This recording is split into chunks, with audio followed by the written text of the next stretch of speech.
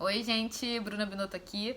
Antes de começar o vídeo, eu gostaria de agradecer as pessoas que estão mandando testemunho, feedback em relação aos vídeos. Eu fico muito feliz, com certeza já valeu a pena gravar cada vídeo, porque de alguma forma vocês estão sendo edificados.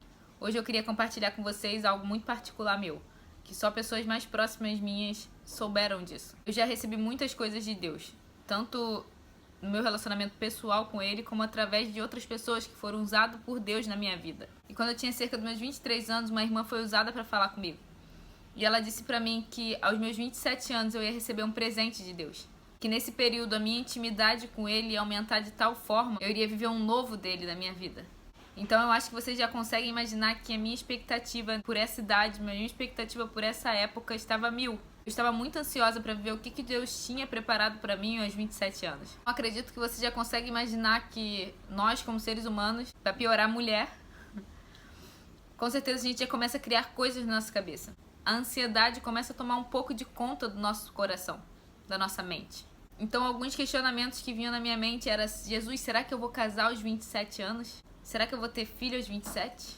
Será que eu vou passar no tão sonhado concurso aos 27 anos? Será que eu vou estar trabalhando para Deus em outro lugar, com uma outra coisa, em outra igreja? Então a minha cabeça começava a ficar rodeada de coisas e de situações que eu ficava esperando ou imaginando como seria lá na frente. Todas essas coisas passaram na minha mente. Só que eu nunca imaginei que o meu sofrimento atual poderia ser meu presente no futuro. Eu não falei aqui, mas eu casei aos 25 anos. Então, quando eu casei aos 25, eu comecei a falar: poxa, então não seria o casamento aos 27. Então, de repente, esse presente seja um filho, que eu já tô casada. Eu perdi o meu marido com máquina de lavar. Hoje vai ter barulho de máquina de lavar, gente. Não vai ter jeito, eu não vou ter outro horário pra gravar esse vídeo. Eu perdi meu marido quando eu completei 27 anos. Um dia antes do meu aniversário ele faleceu e no dia do meu aniversário eu enterrei. Vocês conseguem imaginar como estava a minha mente nesse momento? Será que eu fiquei chateada com Deus? Será que eu fiquei entristecida com a moça que Deus usou para falar comigo? Porque eu não conseguia entender absolutamente nada do que estava acontecendo na minha vida.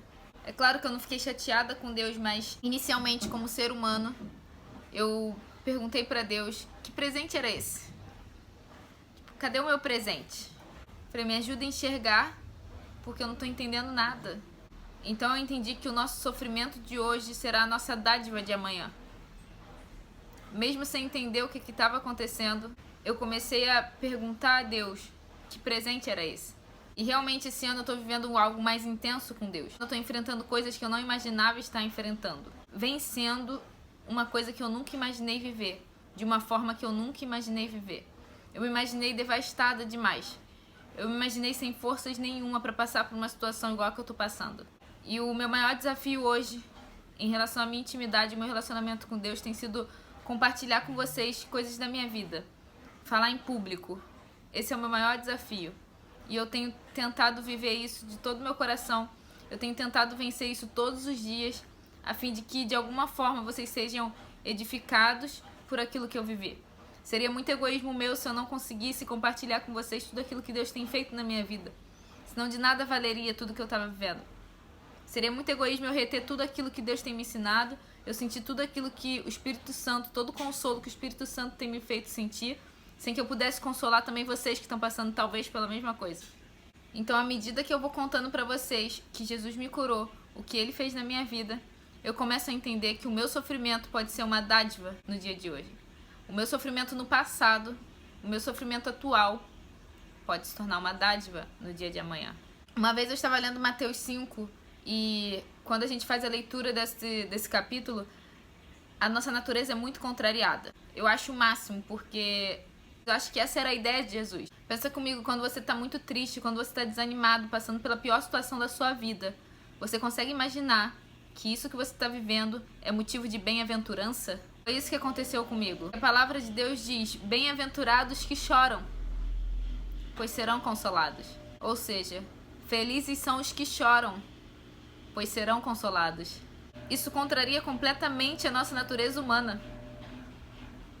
Mas isso faz de Jesus ainda mais poderoso, ainda mais grandioso. E Ele veio para isso. Ele veio para contrariar a nossa natureza humana.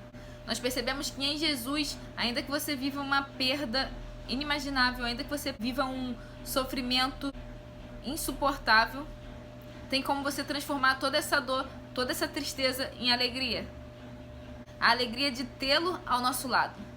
A palavra de Deus diz que na presença do Senhor, até a tristeza, ela salta de alegria. É muito diferente a gente enfrentar uma dor sozinho e batalhar sozinho e enfrentar uma dor juntamente com Jesus.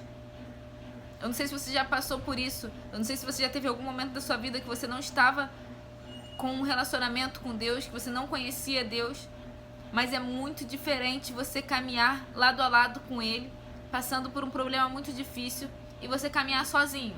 Ele também sofreu, ele também se fez homem, ele foi caluniado, ele foi chicoteado, ele foi traído. Ele sabe o que é dor. Ele se fez homem e viveu coisas talvez mais difíceis até do que nós vivemos hoje. Ele morreu a morte de cruz. Ele morreu para que você, para que eu, viva. Você já parou para pensar nisso? Será que a nossa vida hoje vale a morte que Jesus morreu? Para um pouquinho e reflete. Será que a sua vida hoje, a forma como você tem levado ela, a forma como você tem conduzido as coisas, vale a morte de cruz que Jesus levou para que nós vivamos? Eu vou ler para vocês aqui a 2 Coríntios 5,15, que diz assim: Ele morreu por todos, para que aqueles que vivem já não vivam mais para si mesmos, mas para aquele que por eles morreu e ressuscitou. Os fariseus naquela época, eles sabiam a lei de cor e salteado.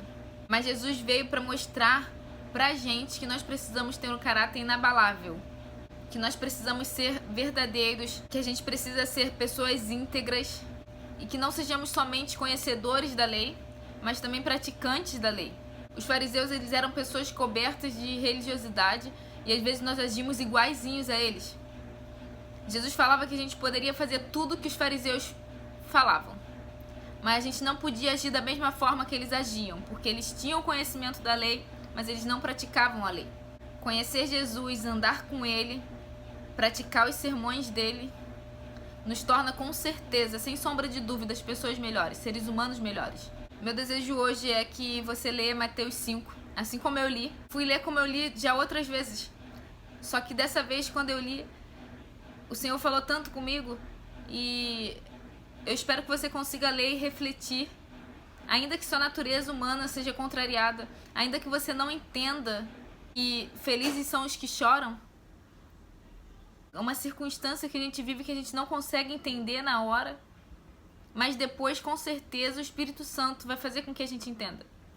E se a gente não entender, a gente vai aceitar e Deus vai transformar o nosso interior, Deus vai curar toda a dor, Deus vai curar toda a ferida e Ele vai fazer com que aquilo coopere para o seu bem. Então pare e pensa um pouquinho. Será que o nosso sofrimento de hoje pode ser a nossa dádiva de amanhã? Será que vale a pena a gente viver, conduzir a nossa vida da forma que nós estamos conduzindo? Eu espero de todo meu coração que o seu sofrimento hoje se torne a mensagem para as pessoas amanhã, a fim de que você consiga libertar todas as pessoas que estão vivendo escravidão, todas as pessoas que estão passando por coisas que você também tenha passado e que você soube com Deus superar. Vamos ser praticantes da lei. Não vamos ser como os fariseus. Eu espero que você tenha gostado do vídeo. Eu tô tentando fazer uns vídeos mais curtos, porque eu sei que todos têm suas ocupações e às vezes um vídeo muito longo não tem como você assistir, não tem como você parar no seu dia a dia. Compartilhe o vídeo com as pessoas, se inscreve no canal e eu espero que você seja de todo o coração edificado com os vídeos que eu tenho postado.